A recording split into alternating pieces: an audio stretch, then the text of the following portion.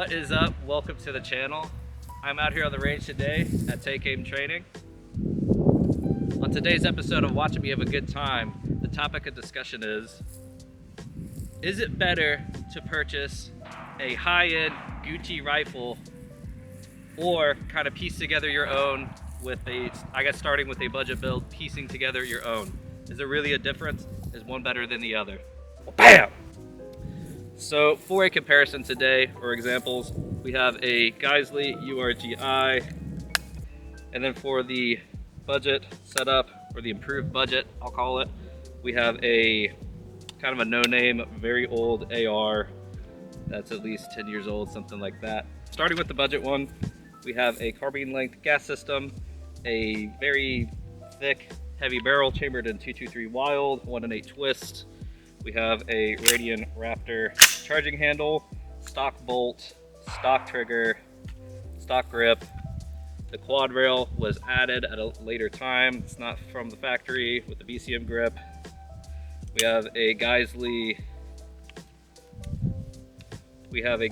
paddle on this side, but for the most part, this has had very little done to it.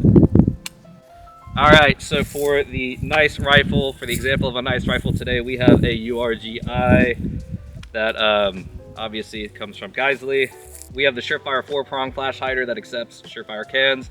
We have the nice Geisley rail on it. This in particular one uses the Geisley barrel and Geisley BCG, all very high quality parts. They have a very extensive lifespan. Geisley charging handle, P5 stock. The lower is a Super Duty lower with a LaRue MBT in it, but the rest, it's using mostly Geisley parts, pretty much everywhere it can. So insert, XYZ, your preferred fancy Gucci rifle, right? This is just representing expensive rifles. What I want to talk about today, is it better to purchase a complete rifle or a complete upper and spend a lot of money on it? Or can you get by with something with less money and kind of over time, slowly put parts in it? So I think obviously there's something to be said for manufacturers like BCM, Colt, old Colt. I shouldn't say that, that'll be controversial, I should not say that. So is it better to give your money to a top tier manufacturer such as Geisley, Daniel Defense, pick your poison, BCM, Sons of Liberty I'll throw in there. Pick your poison of whatever high-end, higher-end weapon manufacturer that you want. I think there's a lot to be said for the quality control that you get out of the higher end manufacturers. That's where a lot of your money goes, is into testing the tolerance and the specs of parts that these places get in, or in some instances they manufacture themselves. And that's where honestly a lot of the money goes.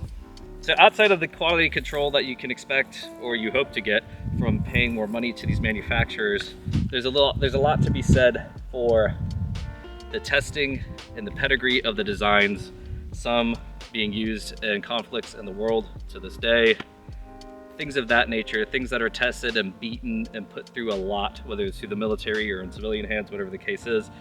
You get a level of confidence in the product that you are purchasing, depending on what it is. And a lot of guys like that. I think that's why a lot of people in the industry and a lot of people in the community gravitate towards some of the borderline unnecessary, over-engineered ARs. So the main thing that boils down to functionally from a shooter's perspective is this one is gassed with a carbine length gas system. This one having a mid-length gas system. Obviously giving it a little bit of an edge in terms of perceived recoil, and it's noticeable on target, but you can certainly work with a traditional carbine length gas system. There's nothing wrong with that in my opinion. Let's talk about value. What kind of value do you get? Say if you start with a rifle that costs, you spend 500 bucks on it, 600 bucks, 700 bucks, whatever the case is. Over time, and people really have a tendency, I've done it myself, it's a very common practice that people will buy something, maybe they're just getting into it, shooting a lot, and so they just go out and they buy something, and then over time what happens is, well, you know, somebody gives them trash, or maybe they read forums, or whatever the case is, and they say, well, you know what, maybe I need a better bolt carrier, right? Okay. Maybe I want a better trigger, maybe I want a different barrel, or you'd say, I don't like the front sight gas block. I kind of want it free floated, right?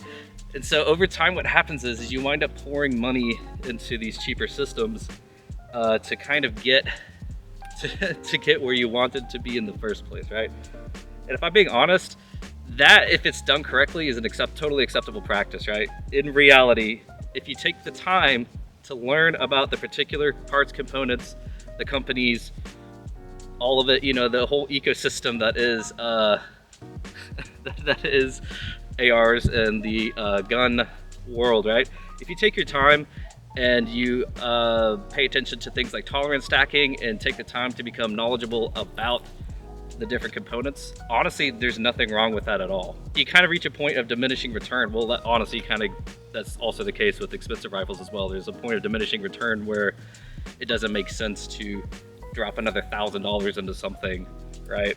So is it just as good? Probably not. I think there's something to be said if you're buying a, say, complete system, a complete upper from a manufacturer, a reputable manufacturer. I think sometimes that is better, simply because they have a chance to get their hands on it and make sure they know exactly what the specs and the tolerance are supposed to be, what's supposed to work and what's not going to work, instead of you just throwing in a random BCG and like not even bothering to check the head spacing and things like that. So there are a few things that go into it, but say if somebody doesn't have the funds at the time to drop $2,000 on a rifle, that's usually when this takes place. Is somebody, they want a rifle, man. They may not be out here on the range and burning it down every couple of days and shooting, you know, 2,000 rounds a year or whatever. They may just shoot a couple times a year, whatever the case is, but they like the hobby, they like the sport, they like the weapons, and they want to improve their system. And so over time, they, you know, kind of piece together, or in some cases Frankenstein, these builds. But at the end of the day, truthfully, if it runs reliably, it cycles, and you're not seeing like weird wear patterns and things like that, it's a totally acceptable practice in my opinion. In fact, I would argue that it's almost a rite of passage in a way, that somebody gets a hold of something and then you start to learn about every single component as you go through it, changing stuff out. With that said, I definitely prefer shooting my Geisley over something like this, if I'm being honest, but a lot of that is probably just due to the gassing. This is not bad at all, it's just slightly overgassed, but this thing is definitely a lot smoother, and the barrels act probably a little bit more accurate as well. It's just a more pleasant experience overall, and also the barrel being cold hammer forged in this thing, I don't have to worry about putting rounds on it as much as I do something like this, which is just chrome lined. With that said, you'll still get plenty of life out of a good chrome lined barrel. There's nothing really wrong with it, but with this, I really don't have to think about it much at all. To kind of demonstrate what I'm talking about here, I'm gonna shoot a bill drill with each of these, and you know, you can take a look at the recoil or the size of the group, whatever.